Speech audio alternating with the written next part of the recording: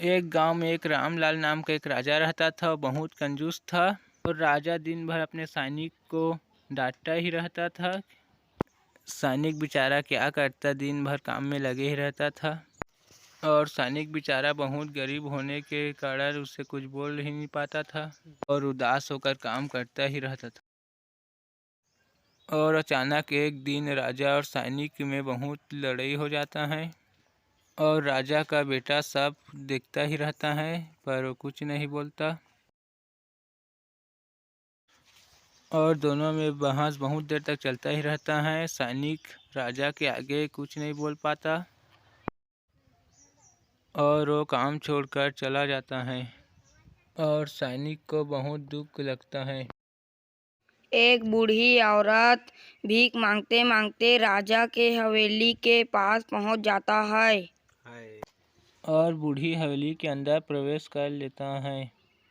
उसे बहुत भूख लग रहा था, कुछ नहीं खाया था और वो बूढ़ी औरत राजा के हवेली में जाकर खाने के लिए राजा से कहती है।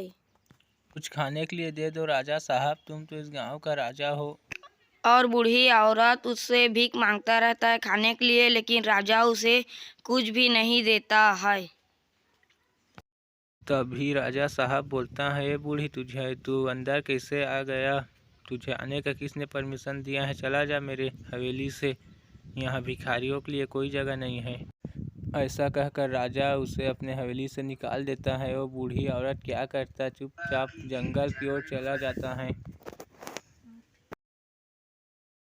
और वो बूढ़ी औरत उदास होकर भी आगे जाने पर उसे एक साधु मिल जाता है और साधु बोलता है, बूढ़ी अम्मा तू अकेला जंगल में क्या कर रहा है? तभी बूढ़ी अम्मा बोलता है, क्या करूं बेटा, 2-3 दिन से कुछ खाया पिया नहीं हूं मैं, मुझे बहुत भूख लग रहा है, इसलिए मैं खाने की तलाश में इधर उधर भटक रहा हूँ। और बूढ़ी अम्मा रोते रोते राजा की सारी बातें उसे बताता है तो बाबा को उस पर बहुत तरस आता है। तभी बूढ़ी अम्मा की बात सुनकर साधु महल जाने को सोचता है।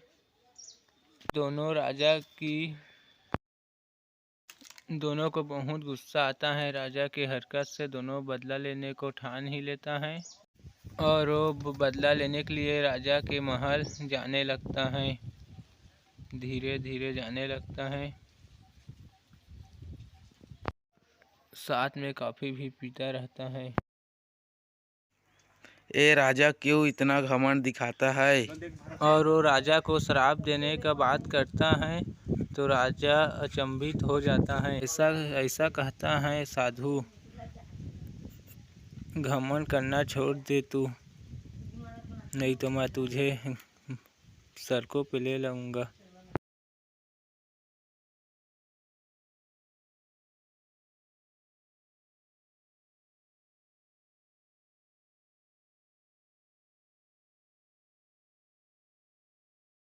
और साधु राजा साहब को श्राप दे देता है कि तू जल्द रोड पर आ जाएगा, तेरा कुछ हवेली व नहीं बचेगा।